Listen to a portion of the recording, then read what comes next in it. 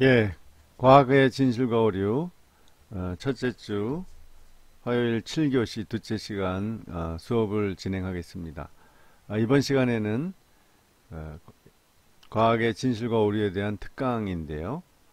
독일의 유명한 화학자인 프리츠 하버의 생애와 그의 업적과 그의 문제점을 통해서 예, 과학의 진실과 오류의 한 예를 들어보겠습니다.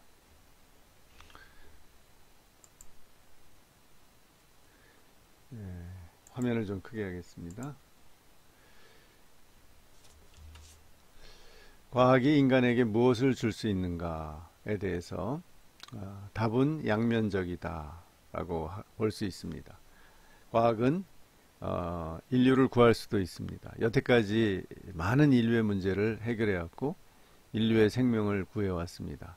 지금 우리가 코로나 바이러스 사태에서 보는 것처럼 의학 기술이 없으면 많은 사람들이 죽어가게 돼 있습니다. 그러나 우리나라에는 이제 진단도 빨리 하고 또 치료제도 열심히 개발하고 있죠. 그래서 이 치료제가 개발되면 사실 이 코로나19는 독감처럼 인간이 그렇게 두려워하지 않을 수 있는 그런 병이 될 것입니다.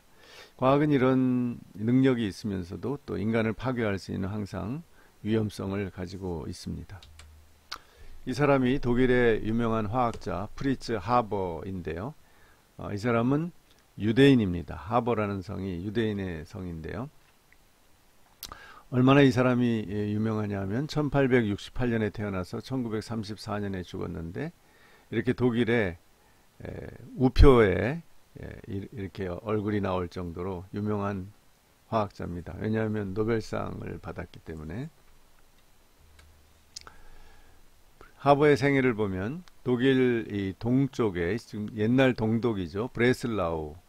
지금은 여기가 그 폴란드에 속해 있는데요. 1868년에 태어나서 부유한 유대인 가정에서 태어납니다.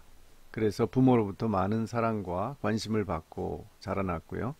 고등학교 때에는 독일에서는 그 김나지움이라고 하는데요. 인문고등학교를 7년제 인문고등학교를 김나지움이라고 합니다.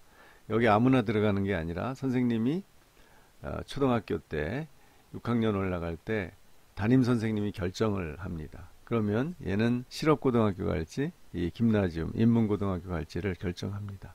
그래서 이 김나지움에 들어가야만 대학에 들어갈 수 있습니다. 실업계 고등학교에 들어가면 우리나라 치면은 이제 대학 4년제 대학에 들어갈 수 없는 거죠. 자기가 따로 일단 직장 생활을 한 다음에 자기가 시험을 지금 수능 시험을 다시 봐서 자기가 대학을 나중에 들어가야 됩니다. 이렇게 엄격하게 이제 나누는데 이 사람은 공부를 잘했기 때문에 김나지움에 들어가서 나중에 화학자가 되지만 라틴어와 그리스어를 열심히 공부했습니다. 그 후에 1886년에 하이델베르크 대학과 베를린 대학에서 유기화학을 공부했습니다. 1894년에는 칼스루에 대학의 연구원이 되어서 여러 가지 그 화학 분야에서 뛰어난 성적을 거두면서 연구를 계속했습니다. 마침내 1898년에 칼스루에 대학의 교수가 되었습니다. 이 독일은 대학 교수가 되려면 자기가 박사학위를 받은 대학에서는 교수가 못 됩니다. 다른 대학에서 이 사람을 불러줘야지, 초빙을 해야지 교수가 됩니다. 공정성을 위해서 그런 제도가 있습니다. 1901년에 같은 고향의 유대인 여성 화학자 클라라 임머바르와 깊은 사랑을 한 끝에 결혼을 하게 됩니다. 임머바르는 아주 똑똑한 여성이고 화학 박사이고 아주 외모도 예쁜 그런 여성이었습니다.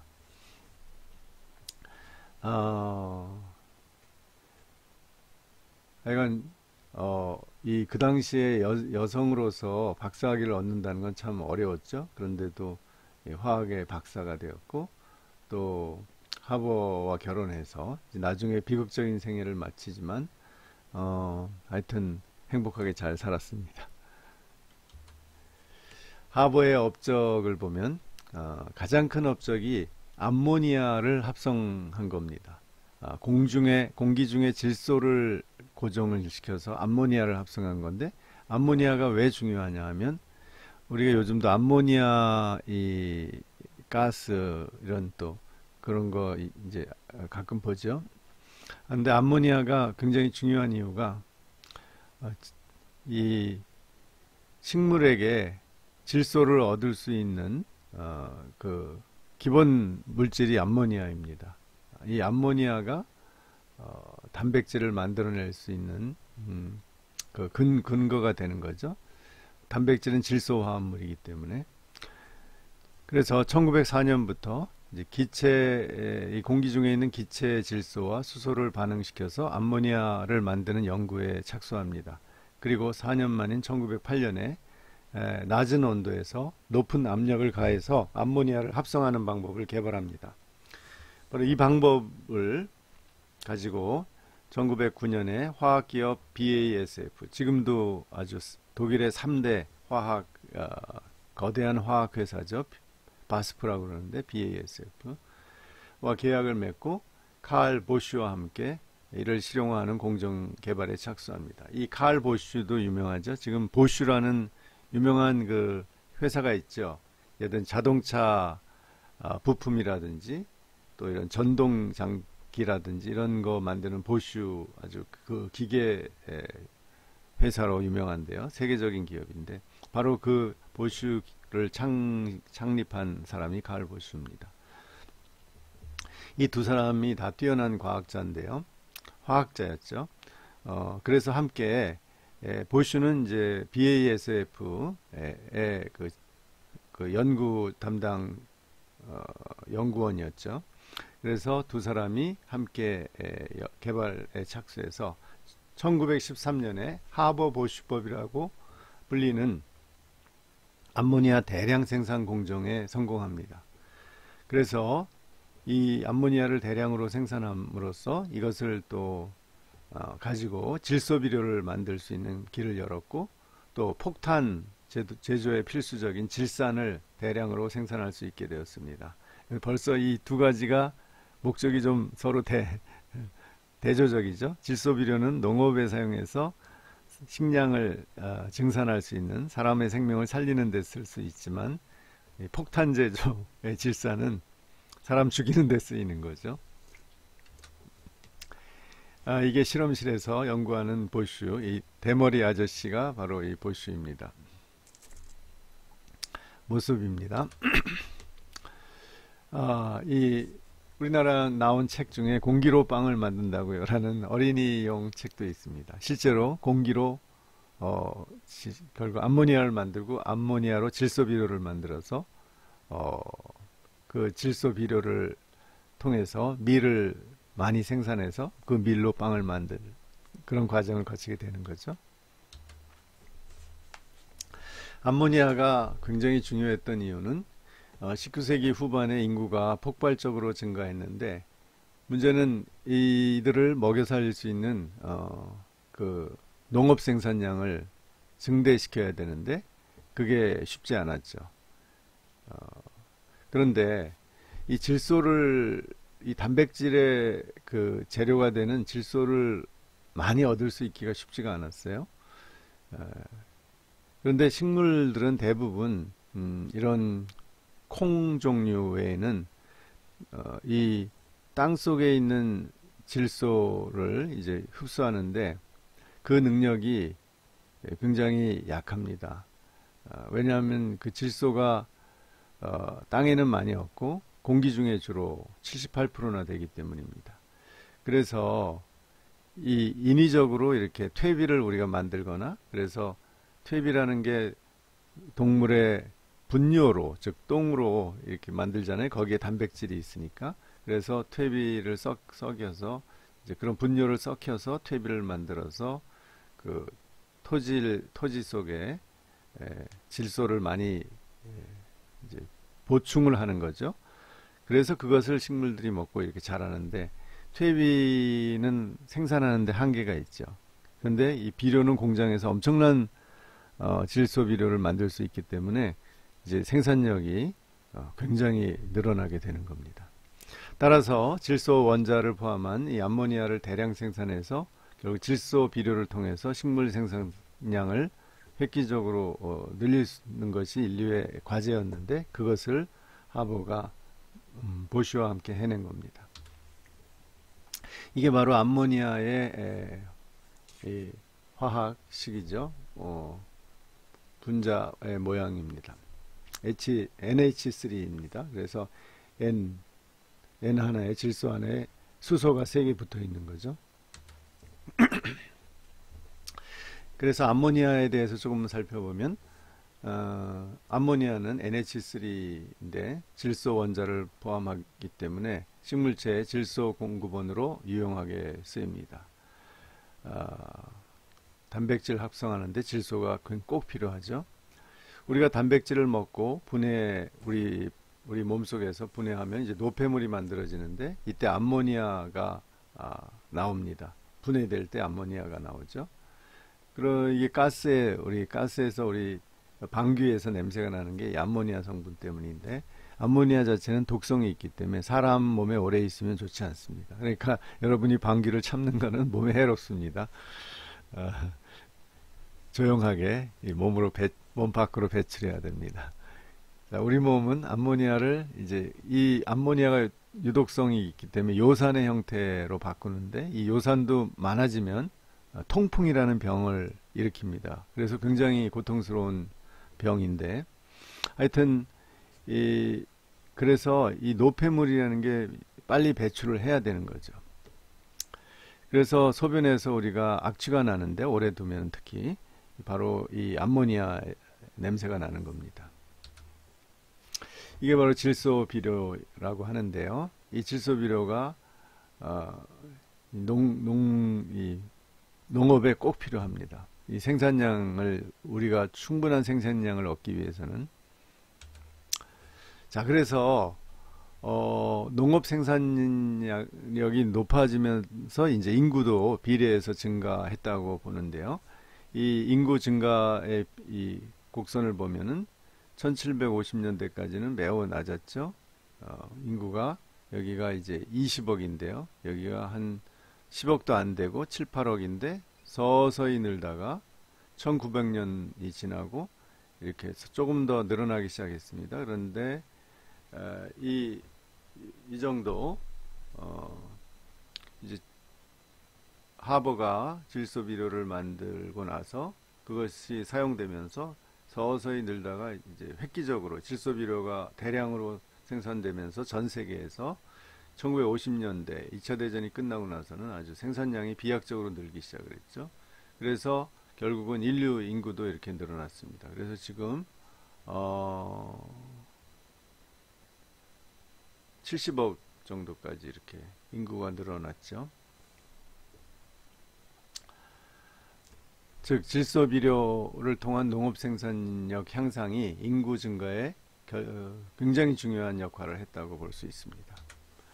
그래서 하버는 1918년에 이 공로로 이 질소 비료를 만들어서 많은 인류가 생존할 수 있게 해준 그 공로로 노벨 화학상을 수상합니다. 그러나 1918년이 한창 1차 세계대전이 독일과 연합국이 싸우는 그런 전쟁이 거의 이제 종결되는 그 시기였죠. 그래서 많은 또 논란이 있었습니다. 왜냐하면 하버가 문제를 일으켰거든요. 그렇지만 그의 공로가 또 인정되어서 노벨 화학상을 받게 됩니다. 그래서 세계적인 학자로 인정을 받게 됐습니다. 그러나 하버의 문제는 이미 노벨상을 받을 때 이미 하버는 큰 문제를 일으키고 있었습니다. 그것이 바로 1차 대전에 독일이 프랑스와의 전선에서 영국군과 프랑스군을 대항해서 싸우다가 이 전쟁이 계속 지리하게 전개되면서 서로 비슷한 어떤 군사력을 가지고 서로 이길 수 없는 그런 대치 상황이 오래가니까 독일이 이 독가스를 만들어서 그야말로 그 당시는 신무기였죠. 그것을 살포해서 많은 프랑스군이 죽게 됩니다. 그 독가스를 개발한 사람이 바로 하버입니다. 이 하버의 악행. 1911년 카이저 빌헬름 베를린에 있는 이제 황제 직속 그 연구소죠. 국립연구소죠. 화학연구소의 소장과 베를린 대학의 교수가 되었는데요. 하버가 1914년에 1차 세계대전이 시작되자 이제 국가를 위해서 전쟁을 이기기 위해서 화학무기 개발에 앞장서게 됩니다. 그는 소금을 NaCl을 분해해서 얻은 그 Cl, 염소로 독가스를 제조했습니다. 그래서 그것을 1915년에 벨기에 전선에서 프랑스군을 상대로 실험에 나섰습니다. 그때 직접 가서 그 독가스를 쏘는 것을 이렇게 관찰했다고 합니다. 독일군은 자기들은 마스크를 쓰고 가스 마스크를 쓰고 프랑스군 무방비로 있는 프랑스군에게 그 독가스를 살포한 거죠. 그 결과 5,000명의 프랑스군이 사망했고 15,000명이 가스에 중독되었습니다. 여러분 독가스를 맡으면 얼마나 괴로운지 군대 나온 사람들은 한 번씩 경험을 하죠. 훈련 받을 때 유격 훈련 받을 때 봤는데 진짜 괴롭습니다. 몸에도 막 그 두드러기 같은 것도 나고요. 진짜 숨이 막혀서 죽을 것 같고 옆에서 저도 3, 4간 학교에서 6개월 훈련을 받았는데 그때 훈련을 받던 그러니까 장교 후보생 한 사람이 그 독가스 때문에 그걸 피해서 훈련을 받다가 피해서 달아나다가 질식해가지고서 막 몸이 뒤틀리면서 결국은 대구로 이송이 되고서 장애인이 되었다는 그런 얘기를 들었습니다. 굉장히 무시무시한 무기입니다. 그래서 독일군은 이걸 가지고 결국은 이제 전쟁을 승리하고자 했지만 그러나 프랑스군과 영국군도 이걸 경험하고 나서 자기들도 가스 마스크를 군인들에게 씌워서 대항을 했고 또 가스를 다시 자기들도 만들어서 이렇게 서로 가스전을 벌이면서 결국은 독일군이 승리를 얻지 못했습니다. 그런데 이제 이것이 가정적으로 큰 비극을 가져오는데요. 그 아내 클라라는 하버가 이 화학무기를 개발하는 것을 처음부터 반대하고 설득을 했지만 하버는 그 잘못된 애국심에 의해서 이렇게 프랑스 전선에서 사용을 하자 많은 사람들이 죽는 것을 보고 클라라가 자살을 합니다. 그 하버가 가지고 있는 권총을 가지고 2층에 가서 목숨을 끊었다고 합니다. 엄청난 비극이 시작이 된 거죠. 그러나 하버는 애국심에 불타서 아내의 죽음에도 아랑곳하지 않고 다시 동부전선으로 가서 이제 러시아하고 독일이 양면으로 싸우고 있었잖아요. 근데 러시아 군대에 또 그때 새로 또 개발한 포스겐이라는 독가스를 살포해서 대량 학살을 저지릅니다. 그래서 이 포스겐이 나중에 염소로 만든 포스겐이 하버의 동족들에게 또 사용되는 거죠. 그래서 1차 세계대전 때 이러한 그 화학무기를 만드는 연구를 계속했고 해서 그는 독가스의 아버지, 화학무기의 아버지라고도 불립니다. 과학자로서 정말 불명예스러운 이름을 얻은 거죠. 이 독가스 1차 대전 때 이렇게 군인들이 독가스 때문에 방독면을 쓰고 전투하는 모습입니다. 그리고 독가스에 노출이 되어서 이렇게 다친 병사들이 앞을 못 보기 때문에 이렇게 서로 전후의 어깨를 잡고 이렇게 움직이는 모습입니다. 역사의 복수. 하버의 독가스가 그 적군에게만 사용된 게 아닙니다. 2차 대전 당시에 이제 한참 세월이 지나서 히틀러가 독일의 수상이 되고 총통이 되죠. 그래서 유대인들을 이제 오히려 학살하게 되는 거죠. 하버의 동족인 유대인들을 또 집시족 이런 사람들을 그 히틀러의 그 인종주의에 의해서 가장 그 하층 민족인 유대인과 집시를 대량 학살하는데 여기에 바로 찌클론 B라는 독가스가 사용됐습니다. 이것이 바로 그 하버의 연구소에서 생산된 것입니다. 이게 포스겐하고 또 이제 다르지만 또 하나의 새로운 독가스인데 더 강력한 거죠. 그래서 결국은 유대인 하버가 개발한 독가스가 동족인 유대인들을 말살하는데 사용되는 이 비극적인 이야기, 역사가 사실이 된 겁니다. 그래서 결국 하버는 이 독가스 국가에 충성하기 위해서 독가스를 만들어서 사용했지만 결국 자기 아내가 그것 때문에 자살하고 자기 동족들이 학살되는데 자기 후손들도 학살되는데 사용되죠. 이게 바로 아우슈비츠의 가스실의 모습입니다. 끔찍하죠. 여기서 샤워를 시킨다고 하고 유대인들을 일로 몰아넣고 독가스를 그 샤워기에서 품게 해서 학살을 했습니다. 그 학살된 사람들을 이렇게 땅에다가 묻은 모습입니다. 끔찍한 모습이죠. 다시는 이런 일이 발생해서는 안 되겠죠. 자, 하버의 마지막은 어땠을까요?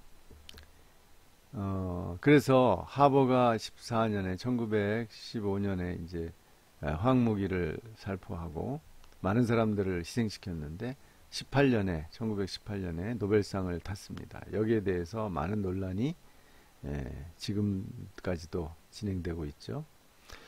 그는 그 이후에 독일이 이제 패전 후에 1919년에 패전을 해서 배상금을 엄청나게 물어야 되는데 바다에서 금을 추출하는 연구를 했죠. 그러나 금이 아주 적은 양이 나오기 때문에 경제성이 낮아서 포기했고 그 후에 세계 여행을 해서 한국과 일본을 방문했다고 합니다. 그리고 그는 히틀러가 집권한 1933년까지 결국은 계속 카이저 빌헬름 화학 연구소장으로 있고 교수로 있다가 많은 그 화학 발달에 기여를 했죠. 그러나 히틀러에 의해서 유대인 추방령에 따라서 사임을 합니다. 그리고 영국의 케임브리지 대학으로 갔지만 그러나 그의 여러 가지 프랑스군과 영국군을 대상으로 독가스를 사용한 그 전력 때문에 결국 많은 논란이 있어서 영국 정착에 실패하고 오갈 데가 없게 됐죠. 그래서 이스라엘이 결국은 이제 국가가 성립이 되면서 초청을 했어요. 이 사람 유대인이기 때문에. 그래서 거기로 가다가 스위스 바젤의 호텔에 머물렀는데 거기서 심장마비로 사망합니다. 그리고 하버의 아들도 자살을 합니다. 곧. 이상입니다. 이 비극적인 이야기가 바로 과학의 진실과 오류의 모습을 보여주는 거죠.